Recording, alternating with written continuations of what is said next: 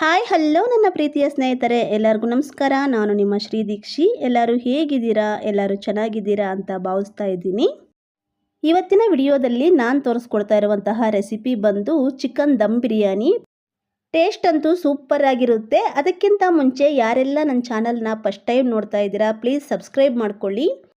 ಹಾಗೆ ಪಕ್ಕದಲ್ಲಿರುವಂತಹ bell button ಸಮೇತ click ಮಾಡಿ. ನಾನು ಹಾಕುವಂಥ ಎಲ್ಲ ವಿಡಿಯೋಸು ನಿಮಗೆ ಮೊದಲಿಗೆ ತಲುಪ್ತವೆ. ಬನ್ನಿ ಇವಾಗ ಇದನ್ನು ಯಾವ ಥರ ಪ್ರಿಪೇರ್ ಮಾಡ್ಕೊಳ್ಳೋದು, ಹಾಗೆ ಇದಕ್ಕೆ ಏನೇನು ಇಂಗ್ರೀಡಿಯೆಂಟ್ಸ್ ಬೇಕು ಅಂತ ನೋಡೋಣ. ಇವಾಗ ಸ್ಟವ್ ಆನ್ ಮಾಡಿಕೊಂಡು ಪಾತ್ರೆ ಇಟ್ಕೊತಾ ಇದ್ದೀನಿ. ಪಾತ್ರೆ ಸ್ವಲ್ಪ ಬಿಸಿ ಆದಾಗ 3 ಟೇಬಲ್ ಸ್ಪೂನಷ್ಟು ಕುಕ್ಕಿಂಗ್ ಆಯಿಲ್ ಸೇರಿಸ್ಕೊತಾ ಇದ್ದೀನಿ. ಹಾಗೆ 2 ಟೇಬಲ್ ಸ್ಪೂನ್ ತುಪ್ಪ ಸೇರಿಸ್ಕೊತಾ ಇದ್ದೀನಿ. ನಿಮಗೇನಾದರೂ ತುಪ್ಪ ಇಷ್ಟ ಇಲ್ಲ ಅಂದರೆ ತುಪ್ಪ ಸ್ಕಿಪ್ ಮಾಡಿ ಇನ್ನು 2 ಟೇಬಲ್ ಸ್ಪೂನ್ ಕುಕ್ಕಿಂಗ್ ಆಯಿಲ್ ಸೇರಿಸ್ಕೋಬೋದು. ಕುಕ್ಕಿಂಗ್ ಆಯಿಲು ತುಪ್ಪ ಎರಡೂ ಸ್ವಲ್ಪ ಬಿಸಿಯಾದ ತಕ್ಷಣ ಸ್ಪೈಸಸ್ ಸೇರಿಸ್ಕೋಬೇಕು. ಇಲ್ಲಿ ಸ್ಪೈಸಸ್ ಬಂದು 4 ಲವಂಗ, 2 ಯಾಲಕ್ಕಿ, ಅರ್ಧ ಇಂಚಷ್ಟು ಚಕ್ಕೆ, ಸ್ವಲ್ಪ ಮರಾಠಿ ಮೇಥಿ, ಸ್ವಲ್ಪ ಸೋಂಪು, 2 ಮರಾಠಿ ಮೊಗ್ಗು, 2 ನಕ್ಷತ್ರ ಹೂವು, 2 ಪಲಾವ್ ಎಲೆ ಇಷ್ಟು ತಗೋಬೇಕು. ಇದ್ರ ಜೊತೆಗೆ 4 ಗೋಡಂಬಿ ಸಮೇತ ಸೇರಿಸ್ಕೊಂಡಿದ್ದೀನಿ. ಗೋಡಂಬಿ ನೀವು ಇದ್ದರೆ ಸೇರಿಸ್ಕೊಳ್ಳಿ, ಇಲ್ಲಾಂದರೆ ಸ್ಕಿಪ್ ಮಾಡ್ಕೊಳ್ಳಿ.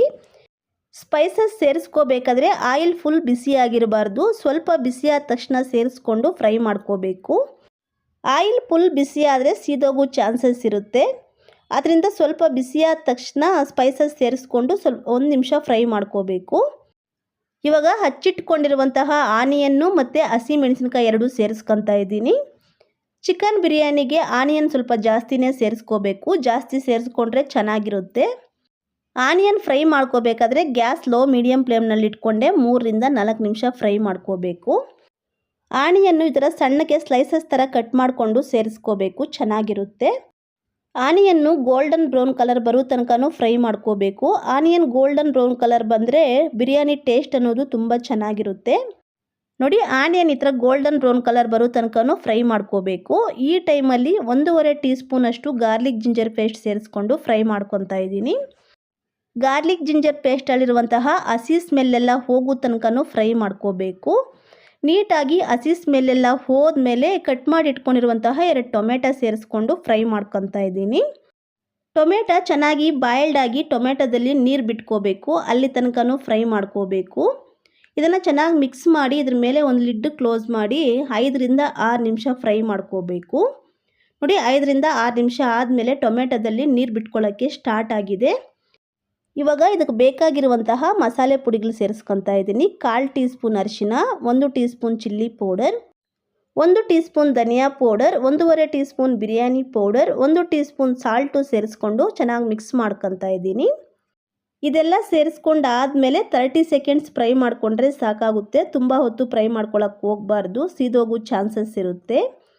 ನೋಡಿ, ಇದನ್ನು ಚೆನ್ನಾಗಿ ನೆನಪಿಟ್ಕೊಳ್ಳಿ. ಸ್ಟಾರ್ಟಿಂಗಿಂದನೂ ಲೋ ಮೀಡಿಯಮ್ ಫ್ಲೇಮ್ನಲ್ಲಿ ಇಟ್ಕೊಂಡೆ ಎಲ್ಲ ಪ್ರೋಸೆಸ್ಸು ಮಾಡ್ಕೊತಿರೋದು. ನೀವು ಪ್ರಿಪೇರ್ ಮಾಡ್ಕೋಬೇಕಾದ್ರೂ ಅಷ್ಟೇ ಗ್ಯಾಸ್ ಲೋ ಮೀಡಿಯಮ್ ಫ್ಲೇಮ್ನಲ್ಲಿ ಇಟ್ಕೊಂಡೆ ಪ್ರಿಪೇರ್ ಮಾಡ್ಕೋಬೇಕು. ಇವಾಗ ನೀಟಾಗಿ ತೊಳೆದಿಟ್ಕೊಂಡಿರುವಂತಹ ಅರ್ಧ kg ಚಿಕನ್ ಸೇರಿಸ್ಕೊತಾ ಇದ್ದೀನಿ. ಹಾಗೆ 3 ಟೇಬಲ್ ಸ್ಪೂನಷ್ಟು ಮೊಸರು ಸೇರಿಸ್ಕೊಂಡು ಮಿಕ್ಸ್ ಮಾಡ್ಕೊತಾ ಇದ್ದೀನಿ. ನೀವೇನಾದರೂ ಬಿರಿಯಾನಿ ಕುಕ್ಕರಲ್ಲಿ ಮಾಡ್ಕೊಳ್ಳೋ ಥರ ಇದ್ದರೆ ಸೇಮ್ ಪ್ರೋಸೆಸ್ಸಲ್ಲಿ ಪ್ರಿಪೇರ್ ಮಾಡಿಕೊಂಡು 2 ವಿಸಿಲ್ ಕೂಗಿಸ್ಕೊಂಡ್ರೆ ಸಾಕಾಗುತ್ತೆ. ನೋಡಿ, ಈ ಥರ ನೀಟಾಗಿ ಮಿಕ್ಸ್ ಮಾಡಿಕೊಂಡು ಇದ್ರ ಮೇಲೆ ಒಂದು ಲಿಡ್ ಕ್ಲೋಸ್ ಮಾಡಿ ಒಂದು 7 ರಿಂದ 8 ನಿಮಿಷ ಲೋ ಮೀಡಿಯಮ್ ಫ್ಲೇಮ್ನಲ್ಲೇ ಫ್ರೈ ಮಾಡ್ಕೋಬೇಕು. ಇದನ್ನು ಆವಾಗವಾಗ ಓಪನ್ ಮಾಡಿ ಮಿಕ್ಸ್ ಮಾಡ್ಕೊತಾ ಇರಬೇಕು, ಇಲ್ಲ ಅಂದರೆ ತಲ ಹಿಡಿಯೋ ಚಾನ್ಸಸ್ ಇರುತ್ತೆ. ಚಿಕನ್ ಬಿರಿಯಾನಿ ಅಂದರೆ ಒಬ್ಬೊಬ್ಬರು ಒಂದೊಂದು ವಿಧಾನದಲ್ಲಿ ಪ್ರಿಪೇರ್ ಮಾಡ್ಕೊತಾರೆ, ಹಲವಾರು ವಿಧಾನದಲ್ಲಿ ಪ್ರಿಪೇರ್ ಮಾಡ್ಕೋಬೋದು. ಆದರೆ ಈ ವಿಧಾನದಲ್ಲಿ ಒಂದ್ಸಲ ಪ್ರಿಪೇರ್ ಮಾಡಿಕೊಂಡು ತಿಂದು ನೋಡಿ. ಪಕ್ಕಾ ಡಾಬಾಗಳಲ್ಲಿ ಹಾಗೆ ಹೋಟೆಲ್ಗಳಲ್ಲಿ ಪ್ರಿಪೇರ್ ಮಾಡ್ತಾರಲ್ವಾ, ಅದಕ್ಕಿಂತ ಟೇಸ್ಟಿಯಾಗಿರುತ್ತೆ. ನೋಡಿ, ಚಿಕನ್ ಪೀಸಸ್ಸು ಮಸಾಲೆ ಎಲ್ಲ ಚೆನ್ನಾಗಿ ಅಬ್ಸರ್ವ್ ಮಾಡ್ಕೊಂಡಿದೆ. ಇವಾಗ ಈ ಕಪ್ಪಲ್ಲಿ 2 ಕಪ್ಪಷ್ಟು ವಾಟರ್ ಸೇರಿಸ್ಕೊತಾ ಇದ್ದೀನಿ. ರೈಸು ಇದೇ ಕಪ್ಪಲ್ಲೇ 1 ಕಪ್ಪಷ್ಟು ರೈಸ್ ಸೇರಿಸ್ಕೊತೀನಿ. ಅದರಿಂದ 2 ಕಪ್ಪಷ್ಟು ವಾಟರ್ ಸೇರಿಸ್ಕೊಂಡು ಸ್ವಲ್ಪ ಸಾಲ್ಟ್ ಸೇರಿಸ್ಕೊಂಡು ಮಿಕ್ಸ್ ಮಾಡ್ಕೊತಾ ಇದ್ದೀನಿ.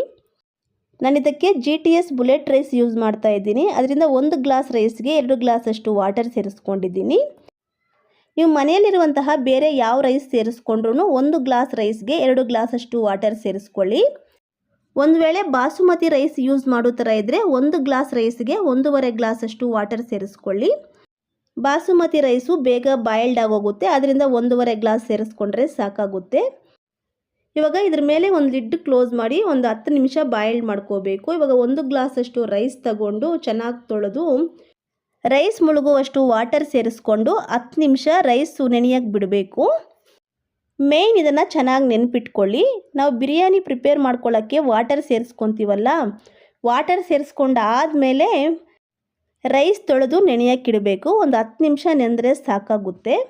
ತುಂಬ ಹೊತ್ತು ರೈಸ್ ನೆನೆಯಕ್ಕಿಡಬಾರ್ದು. ನೋಡಿ, ಇದನ್ನು ಅವಾಗವಾಗ ಈ ಥರ ಮಿಕ್ಸ್ ಮಾಡ್ಕೊತಾ ಇರಬೇಕು. ಇನ್ನು ಚಿಕನ್ ಬಂದು ಅರ್ಧ ಈಗಲೇ ಬಾಯ್ಲ್ಡ್ ಆಗೋಗಿರುತ್ತೆ. ಇವಾಗ ಒಂದು 10 ನಿಮಿಷ ಬಿಟ್ಕೊಂಡು ರೈಸ್ ಸೇರಿಸ್ಕೊತಾ ಇದ್ದೀನಿ.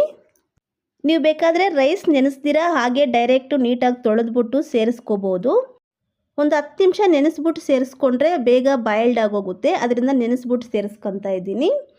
ಇವಾಗ ಫೈನಲ್ಲಾಗಿ ಸಣ್ಣಗೆ ಹಚ್ಚಿಟ್ಕೊಂಡಿರುವಂತಹ 1 ಹಿಡಿಯಷ್ಟು ಕೊತ್ತಂಬರಿ ಹಾಗೆ 1 ಹಿಡಿಯಷ್ಟು ಪುದೀನ ಸೇರಿಸ್ಕೊಂಡು ಮಿಕ್ಸ್ ಮಾಡ್ಕೊತಾ ಇದ್ದೀನಿ. ರೈಸ್ ಸೇರಿಸ್ಕೊಂಡ್ಮೇಲೆ ನಿಧಾನಕ್ಕೆ ಮಿಕ್ಸ್ ಮಾಡ್ಕೋಬೇಕು. ಯಾಕಂದರೆ ನಾವು ರೈಸ್ ನೆನೆಸ್ಬಿಟ್ಟು ಸೇರಿಸ್ಕೊಂಡಿದ್ದೀವಲ್ಲ, ಕಟ್ಟಾಗೋ ಚಾನ್ಸಸ್ ಇರುತ್ತೆ. ಇವಾಗ ಉಪ್ಪು ಖಾರ ಮಸಾಲೆ ಎಲ್ಲ ಕರೆಕ್ಟಾಗಿದೆಯಾ ಇಲ್ವಾ ಅಂತ ನೋಡಿಕೊಂಡು ಏನಾದರೂ ಬೇಕಾದರೆ ಈ ಟೈಮಲ್ಲಿ ಸೇರಿಸ್ಕೋಬೇಕು. ಇವಾಗ ಇದ್ರ ಮೇಲೆ ಒಂದು ಲಿಡ್ ಕ್ಲೋಸ್ ಮಾಡಿ ಒಂದು 5ರಿಂದ 6 ನಿಮಿಷ ಬಾಯ್ಲ್ಡ್ ಮಾಡ್ಕೋಬೇಕು. 5 ನಿಮಿಷ ಆದಮೇಲೆ ಲಿಡ್ ಓಪನ್ ಮಾಡಿ ಮತ್ತೆ ಒಂದ್ಸಲ ನಿಧಾನಕ್ಕೆ ಈ ಥರ ಮಿಕ್ಸ್ ಮಾಡ್ಕೋಬೇಕು. ನೋಡಿ, ಗ್ಯಾಸ್ ಲೋ ಮೀಡಿಯಮ್ ಫ್ಲೇಮ್ನಲ್ಲಿ ಇಟ್ಕೊಂಡೆ ಇದನ್ನು ಪ್ರಿಪೇರ್ ಮಾಡ್ಕೊತಿರೋದು. ಸ್ಟಾರ್ಟಿಂಗಿಂದ ಎಂಡಿಂಗ್ವರೆಗೂ ಗ್ಯಾಸ್ ಲೋ ಮೀಡಿಯಮ್ ಫ್ಲೇಮ್ನಲ್ಲೇ ಇಟ್ಕೊಂಡಿದ್ದೀನಿ. ನಾವೇನಾದರೂ ಬೇಗ ಪ್ರಿಪೇರ್ ಮಾಡ್ಕೋಬೇಕು ಅಂತ ಗ್ಯಾಸ್ ಹೈ ಫ್ಲೇಮ್ನಲ್ಲಿ ಇಟ್ಕೊಂಡು ಪ್ರಿಪೇರ್ ಮಾಡಿಕೊಂಡ್ರೆ ರೈಸ್ ತಳ ಹಿಡಿಯೋ ಚಾನ್ಸಸ್ ಇರುತ್ತೆ.